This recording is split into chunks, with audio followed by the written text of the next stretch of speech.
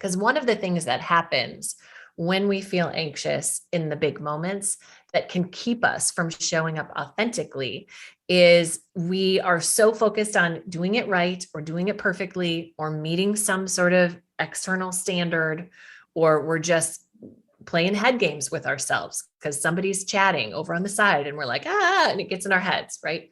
Is we're no longer present.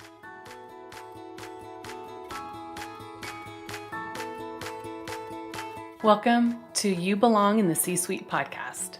You are ambitious in life and in your career, but something is missing. You want to bring more of your passion to what you do. Because let's be honest, you pour a ton into your work and it needs to mean more. I'm your host, Laura Eigel. I'm a mom, wife, PhD, coach, advocate, introvert, and indoor rowing fanatic. I'm passionate about living a life that's in line with my values. We'll give you the actionable tips and tools you need to lead with your values, make a difference, and have career success. The world needs more diversity and authenticity in the top jobs at organizations. Your leadership belongs there. You belong in the C-Suite.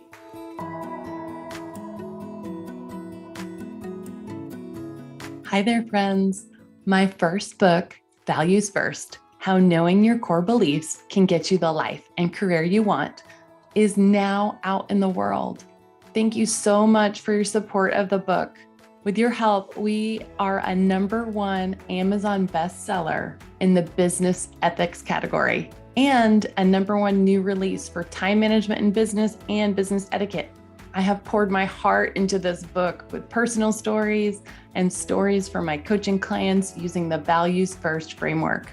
Between the constant pressure of job performance and demands on your time, it's easy to lose sight of your values, letting them shift out of alignment. Those simple misalignments are keeping you from feeling joyful and fulfilled. Learn how to recenter your life and career around what truly matters to you. Order Values First now at your favorite independent bookstore or at Barnes & Noble or Amazon.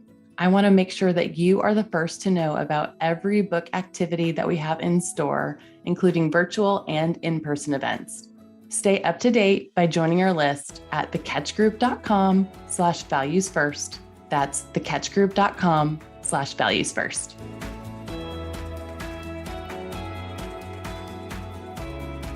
Welcome to this week's episode of the You Belong in the C-Suite podcast.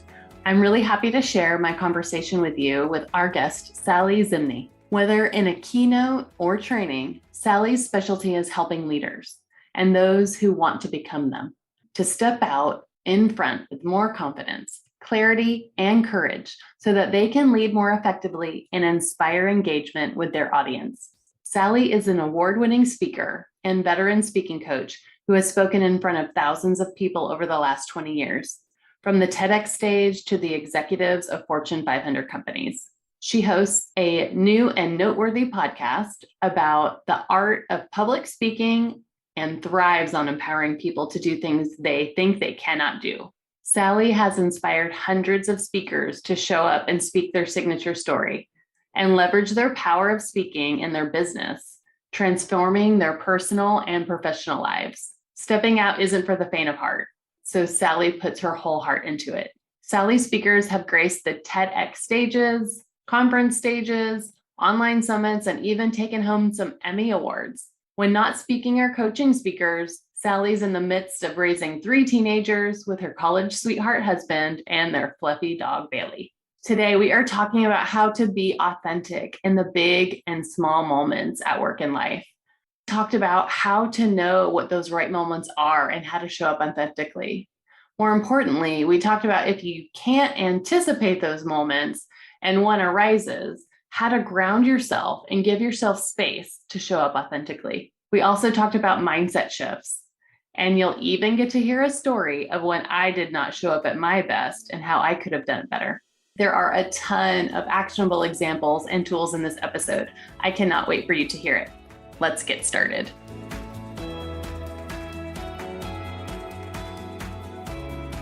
Well, I want to welcome you to the You Belong in the C-Suite podcast. Thank you so much for joining us, Sally. Thank you. I am really excited to be here. I think this is such an important conversation, how we can show it more authentically. So thanks for having me. Yeah, of course. Well, before we get into that important conversation, can you give us a little bit more about your background and tell us your story?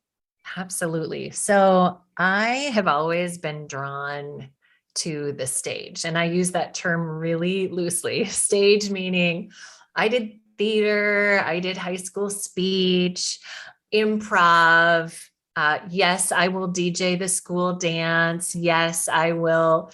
The neighborhood talent show. Absolutely. Put that mic in my hand. Like I just have always really enjoyed the art of public speaking. And I kind of use that term really generically as well.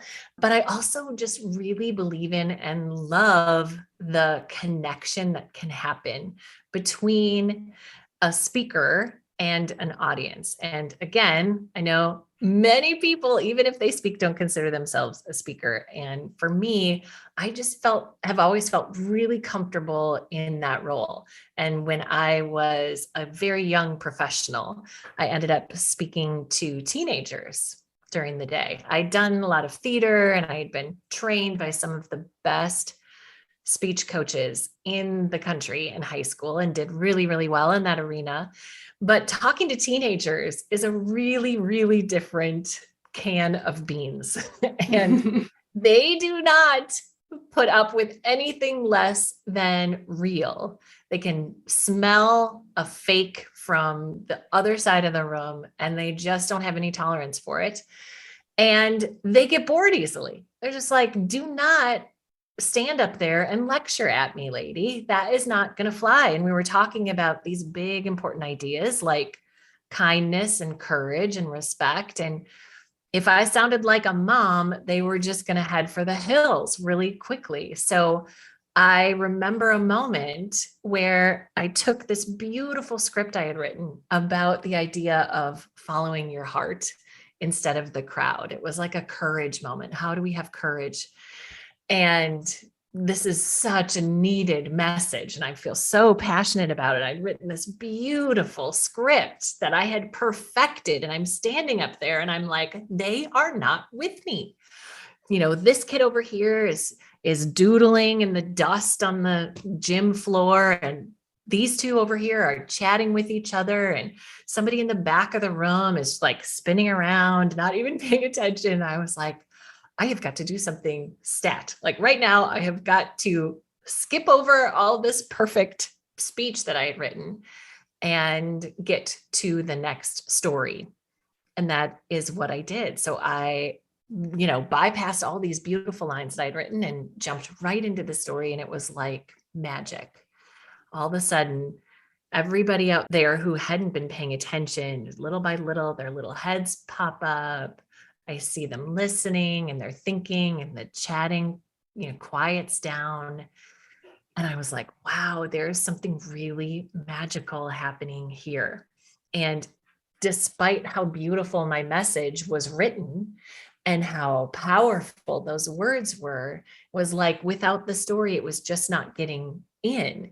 And it triggered for me a whole journey around persuasion. And how do we really get people to not just listen to what we're saying, but consider a new point of view and for their hearts to be changed? And so I did grad school. I have a master's degree in persuasion, and then went and took that and applied it to my work as a speaker and a speaker coach. And these theories don't just apply to, middle school kids and teenagers.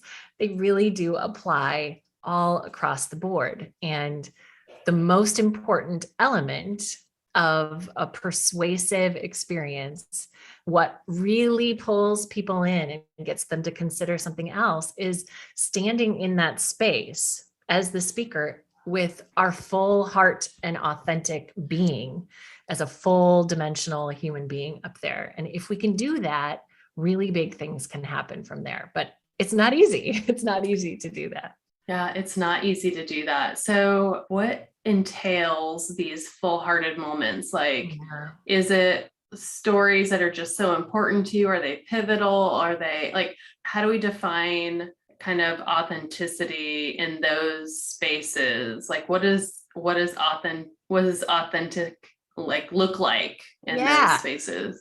It's a great question. And what I love about it is I think it looks different depending on the person, that authentic for me is different than authentic for you. And so I've been coaching leaders and entrepreneurs and authors and all kinds of different people who feel a pull out front. There's some message that they feel so passionate about that they're willing to take the risk to step in front of an audience to try and serve them in that way.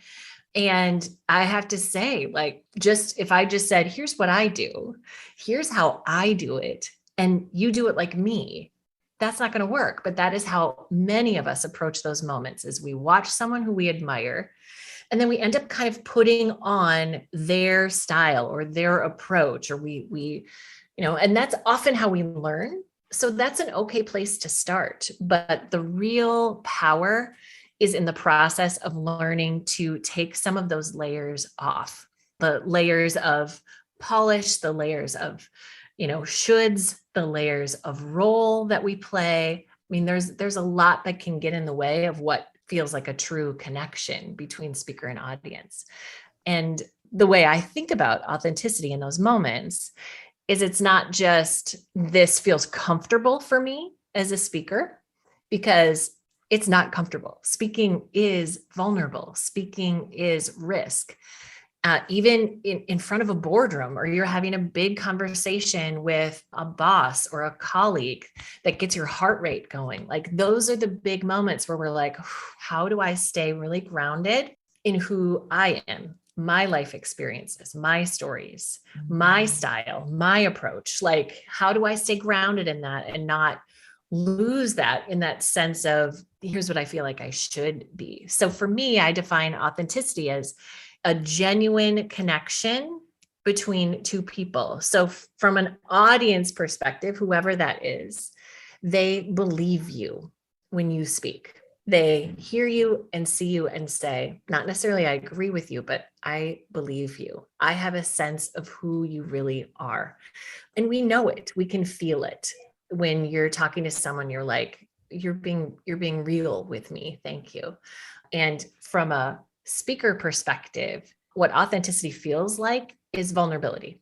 And so when we can step into that space where, like, not that we're like sharing all and really like, here's everything, and I'm going to be an emotional wreck in front of people. That's not what I'm saying. But when your heart beats a little bit and you have some kind of adrenaline response, that is a call to not layering up, but just really grounding back down and knowing that this is a moment for courage and for authenticity. I love so many things of what you just said. So I want to dig into a couple of those.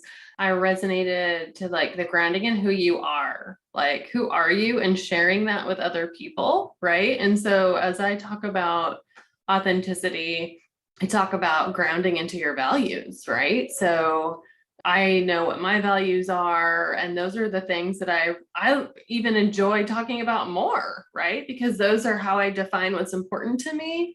And so when I'm in the space of vulnerability, or these moments that you said, yes, my heart is racing, but because I'm grounded in something, it makes it feel not comfortable, but it makes it feel okay.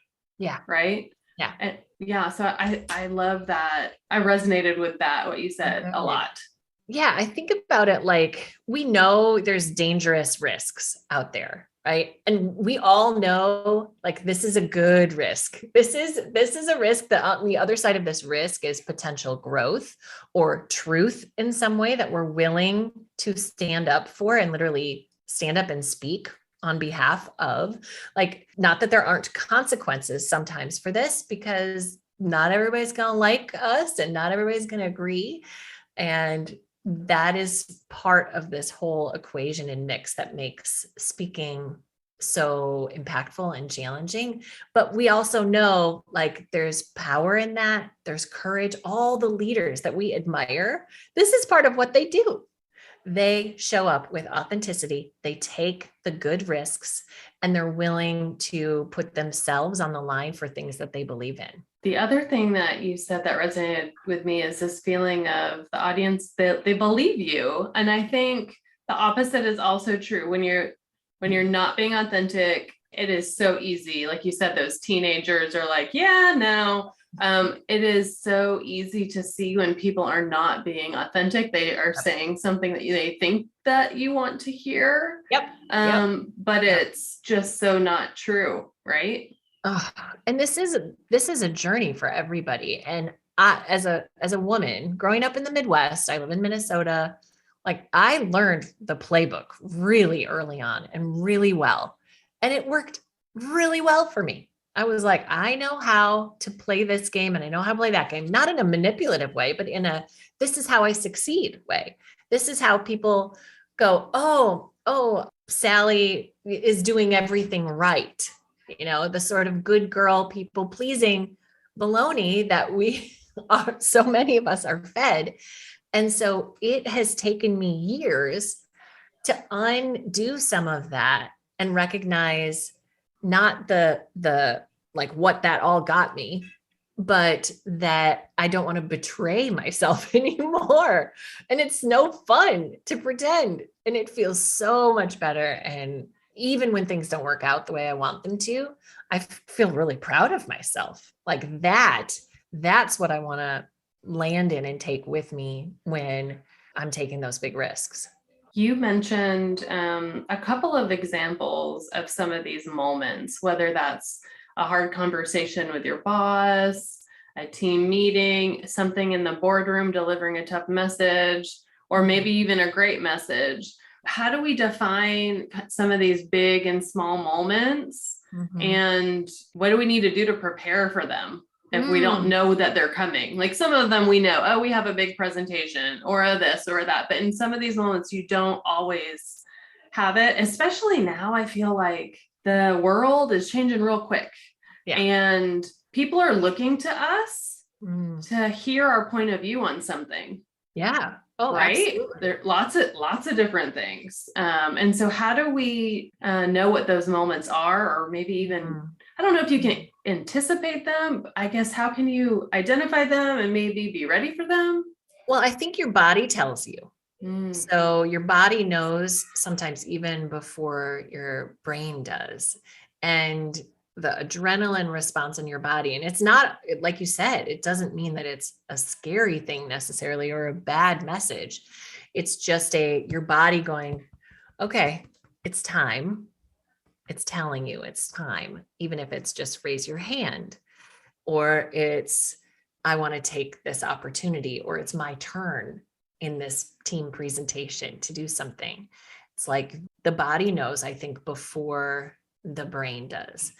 And, part of the shift that we're talking about that we haven't really articulated in this yet is that when we show up authentically and when we are really owning our space as leaders, we're leveraging our voice in that way, we are shifting from just someone who is a professional, who is an expert at something, who is whatever your role is. We're shifting from that into something that is deeper and requires more courage. And that is what I would call thought leadership. And it's that shift from expert to thought leader that starts to chisel what I would say our point of view. Say, well, I have something to contribute to this conversation. And, regardless of what your past was, or if, a lot of people are like, well, I'm not a thought leader. I'm like, well, if you have a point of view and you want other people to join you in that point of view, that is thought leadership, or an attempt at thought leadership, and to try and leverage your skills and ideas to do that. So that's a mindset shift. There's some strategic things, and that's part of what I talk about is, listen, we can't just give people information in those moments. We're showing up with a point of view always. Sometimes we hide it behind information. And what I want people to do is actually put your point of view out front. That is part of leadership and how we can really leverage our voice and our story. Does that make sense? It does. And it's really interesting the way that you say that, because sometimes it's, sharing your point of view is sharing how you think, how Yeah. you're processing information. And I find that the women that I coach, sometimes they don't see that as valid. They think that they have to have the answer. Like, they're not going to speak up in a meeting or whatever it is because they don't have a perfectly like presentation ready answer. They need to, and some people like myself, I'm an introvert, I like to process things. Yeah. But sometimes the best thing that you can do is just to say, hey, I'm thinking about X, Y, and Z, and this is why, because XYZ, whatever. And that shifts the conversation to a new lens. And to your point, it is thought leadership, sharing how you think with other people, and they might not be thinking that. And so it is new information, and it's from you, and it's just as valid, sometimes even more valid than the quote unquote right answer. Yeah. And to add another layer of complexity onto this, it isn't just here's what I know and here's what I think, like here's my point of view. It's also really allowing people in to see us as fully three-dimensional human beings. And it's so funny when I think back pre-pandemic, I used to I do lots of speaking, and in one of my talks, I would reference the moment from, I was like 2017, maybe. There was this guy, Robert Kelly, and this video went viral, totally viral. He was being interviewed for the BBC, I think. Yes, I love about that. North Korea. My favorite clip ever.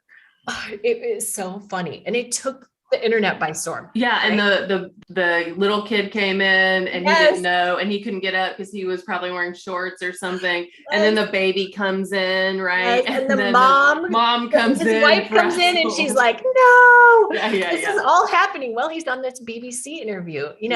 I use that example of like, listen, most of us would absolutely die in that one. Like, we don't want people to see us other than our most credible, our most polished, our most perfect selves, because we feel like if I don't show them all of this, like I will lose credibility. And if they see what a mess my life is behind this, then they'll think less of me. They won't buy into what I'm saying, or they'll professionally, it'll hurt me.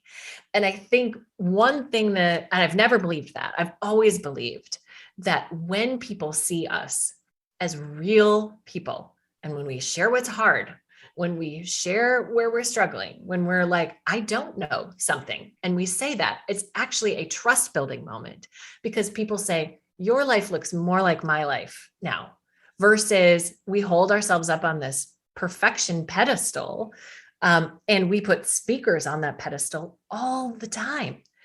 And it's like, for real, they don't have their shit together, like they are not nobody wants to listen to the leadership speaker who never talks about what's hard. And they're just like, I did these 3 things and was a great success. It's like, good for you, but I'm over here struggling, So I think the pandemic in some ways has actually been great, because we've all been invited into our spaces. Yes. It's like, there's, Sally's dog again is barking. And it's real.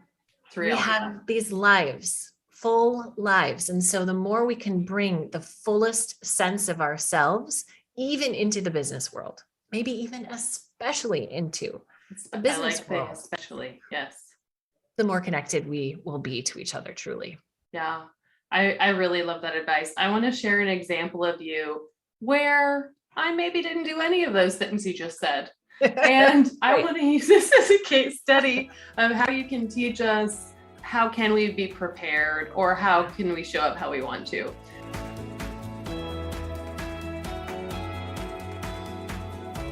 The world is getting more and more complex and a bit chaotic. Pandemic, social unrest, recession, hybrid workforce, you name it, it is here. And it's hard to navigate home and work for yourself and for your team. And what about time for you? It seems non-existent. A recent podcast listener and reader told me the following: This has been a light bulb moment, knowing my values and then identifying boundaries to protect my values and building systems to support those boundaries. It's been incredible. When I've broken one of those boundaries, remembering my values has kept me focused.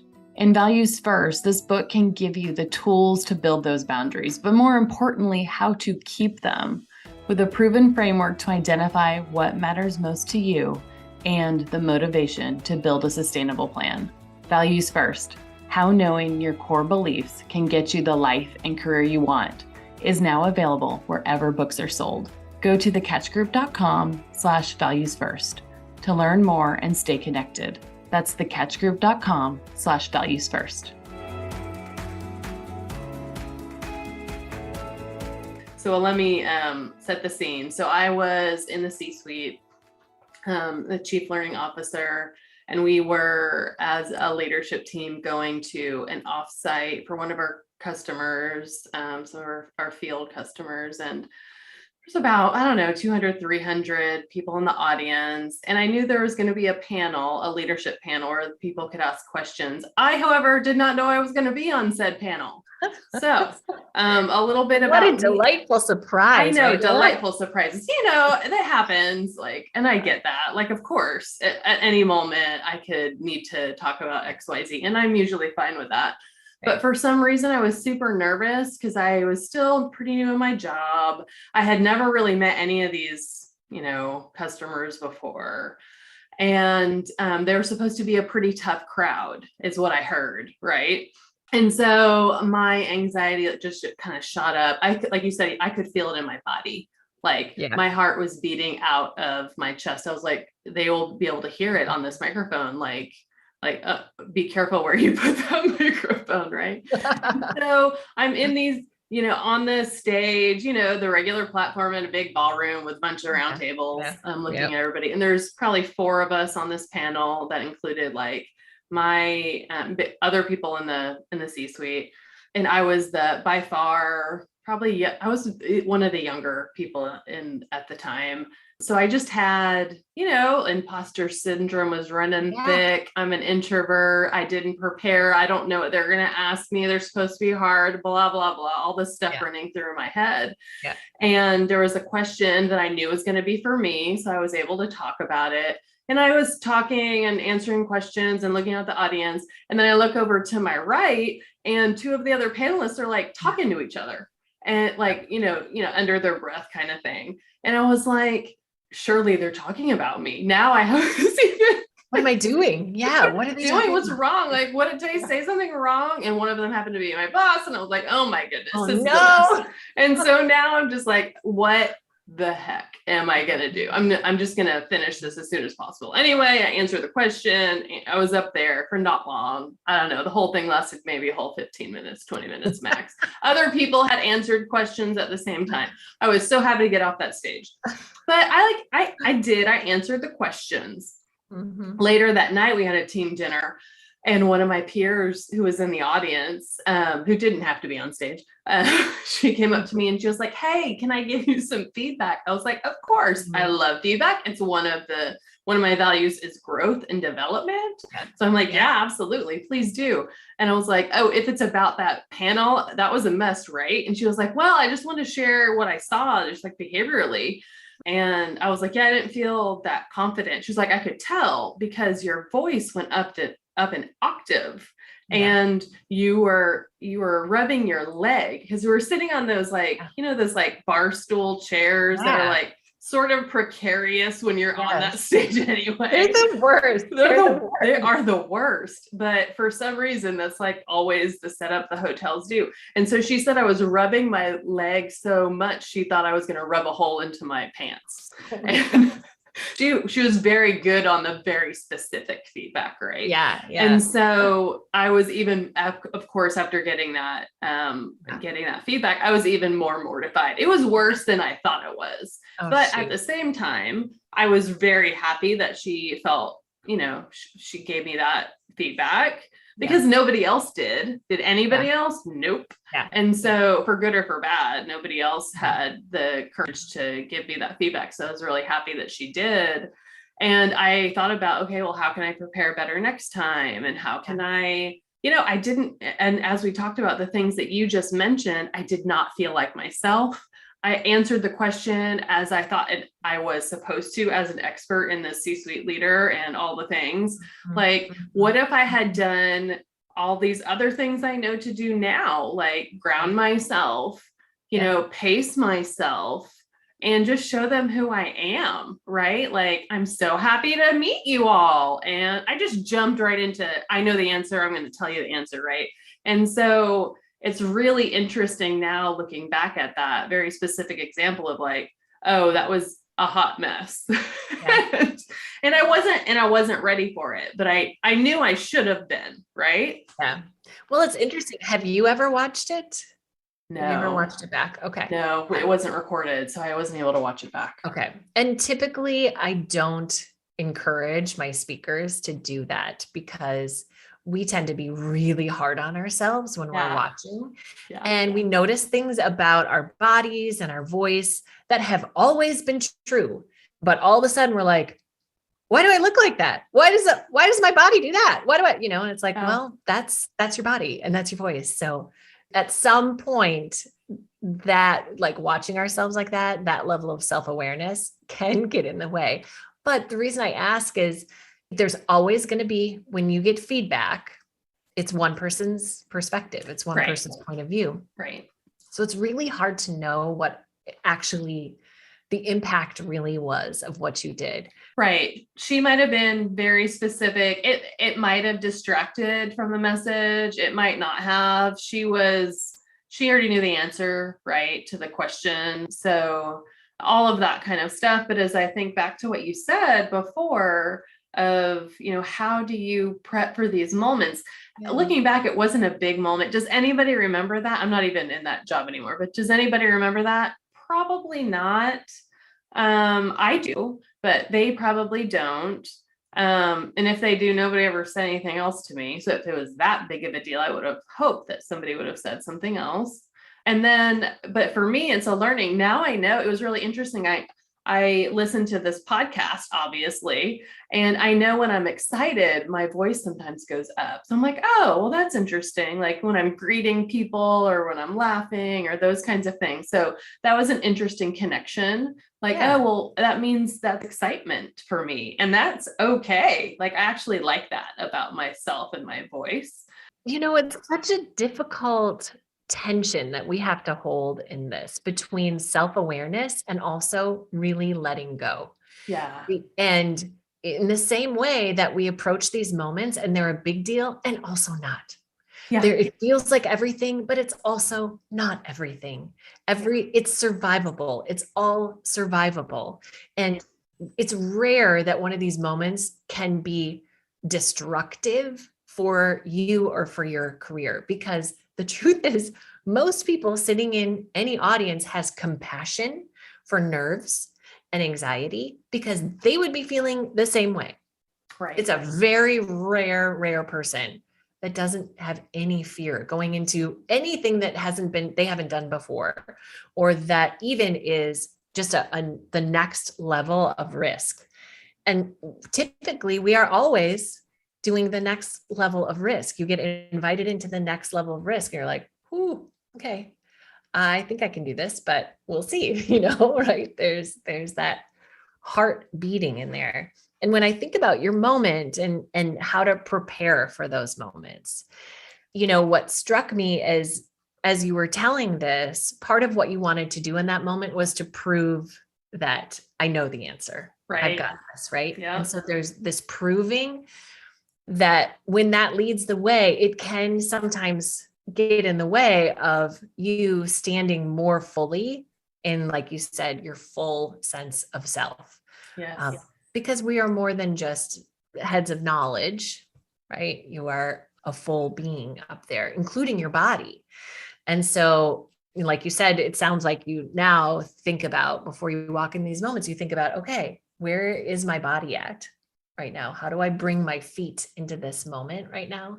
How do I not just be a neck up speaker? And especially when we are on Zoom, it's really easy to just be kind of a neck up person. It's like, no, your whole body, communicates always, all the time. And to allow our fullest sense of selves into those moments and be present with our body. Because one of the things that happens when we feel anxious in the big moments that can keep us from showing up authentically is we are so focused on doing it right or doing it perfectly or meeting some sort of external standard, or we're just playing head games with ourselves because somebody's chatting over on the side and we're like, and it gets in our heads, right? Is we're no longer present. Yeah. What is really happening? And so I am a speaker coach that I love to have my people write out their messages, even if it's just like they're outlining it out, because it helps you make choices about what you do and do not want to say.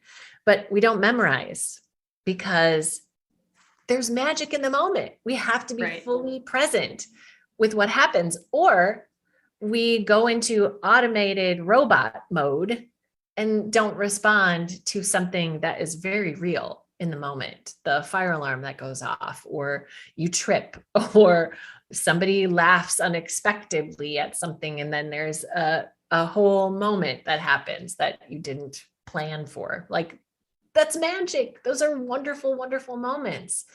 And so we want to allow for them. And the only way to do that is to really, truly be present. And that is one of the biggest challenges with authenticity is you can't pre-plan everything. You have to bring your full self into the moment that is happening right then and there. It's not easy. Yeah, it's funny that you said that you have to be so present. And if I think back, I don't even know what I said. I was so not present that I couldn't have even told you what I talked about.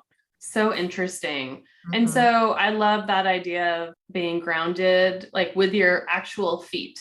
There's nothing, one of the things that I do with my speakers is literally say, take your shoes off for just a minute. And I want you to feel the ground underneath you. Like you have support underneath you, because when people say it felt like an out of body experience, literally, truly, we feel untethered, and we're just kind of floating around up there, and you're like watching yourself do the thing. If you had that experience, where it was like, you're saying these things and you're also watching yourself and analyzing yourself saying these things. That's not present, right? Fully present is feel that sense of support and grounding underneath you, and you draw energy up from that support that exists underneath all of us, and then channel that energy not to yourself, not like, what do I look like? What do I sound like right now? What's going on with me? And I don't know if I can do this. And all of the internal stuff is like, nope, we forget about that. And we just look at and focus on the people we are talking to and what is happening in the moment. And that level of connection can really ease some of the internal self-talk. It's like, it's not about you. You're scared. Yeah, it's not about you. It's not about you. I love that. When I think back to like the times that I knew that I was authentic in those best moments, and usually that's exactly what it is. It's you're grounded, you're present, you have that connection, and it's not about you, it's about the people that you're talking to. And it feels so much, you still have the heart racing, but it's okay, because it's this message that you just want to share with others. To increase that connection. And I can do that in lots of ways, less so in those ways where it's unplanned. So I love these ideas of how do you, in those moments where it is unplanned, or you find yourself in a moment that, you think you should, do this, how can you be grounded and present, and then root yourself back into authenticity? And for me, what always works is like, who am I as a leader? And I recite my leadership message, which is basically my values. Again, that's how I go back to it. And how can I show up as that person in that moment to get to that connection? Drawing real strength, it sounds like, from your own self-knowledge and your purpose, and really leading from that. I love that. I want to add to one of the most important things you can do when you are feeling a little bit of like, whew, what's going on? And I feel a little bit thrown right now, or I'm getting sucked into this sense of I should be doing this, or you just feel like you're kind of losing yourself in the moment, is to pause, literally like wiggle your toes to remind yourself that you are in this present moment and you are here. Take a deep breath and give yourself a pause, like give yourself a moment. You don't have to like rush through. It's okay. You get to hold that space. And there's something about that pause that just reminds you that you're still in control of what comes out of your mouth. Like you are still, it still emanates from you as a being. I watched this, I was at this mastermind experience this past weekend, and I just got to watch our leader be so masterful in how he held his space.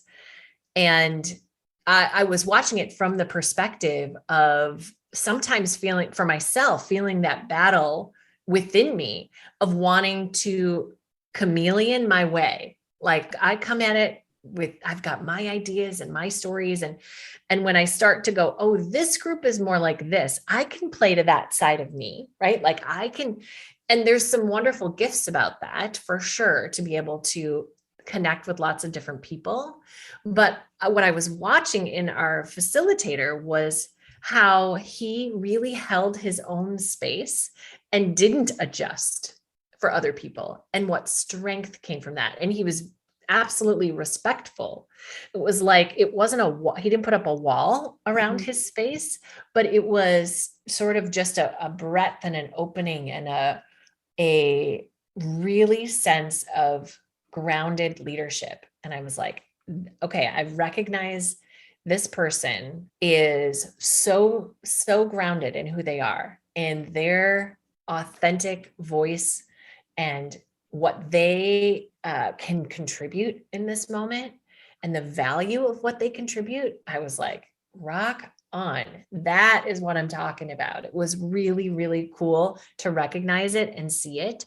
So we're all going to do that in slightly different ways because we're different people and we're going to hold space a little bit differently, but just allowing yourself and saying, you know what, even if we sometimes have those baloney thoughts of like, who do you think you are? And all of the things that get in the way. It's like, if you can just say, okay, I'm going to pause these right now and just bring my body into this space more fully, it makes everything else, like we follow our body in that. It's the first thing to tell you, like, this is a big moment. And I think it can lead the way for us too, in terms of grounding ourselves and reminding ourselves that your authentic voice and presence and being and stories, they get space.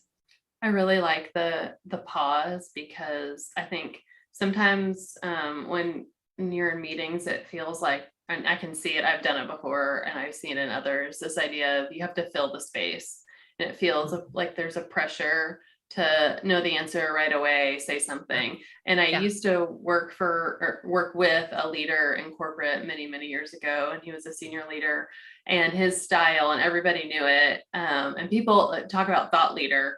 He would say, people would like wait for him to like, tell his thing, like what is he going to say? And he would always say, let me share my thoughts. I have 3 things. And then he would pause for like a while. And you're just like, what are the 3 things? Oh my gosh. And you're kind of like at the edge of your seat and you're like, what are they? But he always had a number of things. He would say, I have 3 things. I have 4 things. Whatever it was. But that was his, like, he was known for that. And he gave the space for his things, and you just were waiting for them. He told you the first thing, and then he might pause again. And he told you the second thing, and you might pause again. And then you're like, yeah, you want to what's the third thing? Like, I want to learn from you, or I want to see what it is. And so I love that example that you shared, creating the space, because that was one example that I saw and I thought he did it really well. But he was very consistent in that too. Yeah. It's kind of like the first 30 seconds of somebody's either workshop or their presentation or a pitch or whatever. For most people, they really miss out on the power of that moment of the starting. And the best thing you can do in that moment is pause, because it pulls people in. But what most of us do instead is go, thank you so much for being here. I'm delighted to be here. And I can't wait to talk with you about, and it sounds to the audience like wah, wah, wah, wah, wah, wah, wah, wah, instead of a pause and this sense of, I am about to say something important. And not that it has to be profound and serious, but you are, it communicates so clearly, I'm a strong leader. Just the pause. It's amazing what the pause can do. Yeah, I really love that as a tool. Thank you so much for sharing that story and that reflection. Now, are there any other actionable tips that you'd like to share with the audience on how we can either prepare or show up or anticipate some of these moments to really be our authentic selves and share our authentic leadership? Well, I think letting go of the idea of this is the way we've always done it, and allowing space for new ways of being and doing. Because oftentimes, especially when I work with leaders in corporate culture, they feel very, very stuck in this is the way we do it. This is how we always start. This is how the deck always looks. This is how et cetera, et cetera, et cetera. There's just so many cultural, this is how we do it. And it really does limit creativity. It limits all of the different ways and different people and the different beings. So as leaders, opening up and really modeling we're open to new ways of being and doing is essential. Now, I'm not just talking about making space for people whose identities are different and the way they move is different and their body shapes are different and all the different ways that we are human differently, but also just in structure and content and the way you meet and the way, like shifting up space sometimes, like just really opening up what is possible, because as you do that, it really does invite in and inspire other people to do the same thing. So if you see yourself as a leader, it's taking the risk sometimes to do things a little bit differently and validating that. Thank you so much for our conversation. The time has flown by. I have thoroughly enjoyed it. And before we go, I want to ask you about something that you are making available for the audience. Can you tell us about the Simple Story Framework? I will, yes. So as we've been talking about authenticity, how important it is to show up authentically, to me, the most powerful tool that we have is storytelling. Sharing our stories, leaning into the persuasive power of stories. It's such a powerful and wonderful peek into each other as full human beings. And it's not just what we know, but it truly is who we are. And so I have developed this Simple Story Framework. It's a really easy acronym, 3 M's that will give you a structure so that you can show up and serve your audience with story leading the way, so that they can really start to connect with and understand your authentic voice and point of view. So when people are like, I know stories are important, but I don't know exactly how to do it and what stories to tell, and I totally get it. This little framework will help. So you can grab it if that sounds like something that you want to lean into more for yourself. You can grab it at bemoved.com/SSF for Simple Story Framework. Wonderful. And we're going to also put that in the show notes so that people can download it as well. Well, thank you so, so much for this just wonderful conversation. And I really enjoyed our connection today.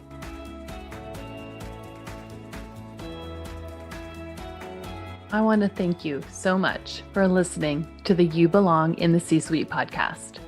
If you are enjoying this content, please remember to rate and review on Apple Podcasts. By leaving a review, you are helping others find this content. We will be featuring 5-star reviews on air in upcoming episodes.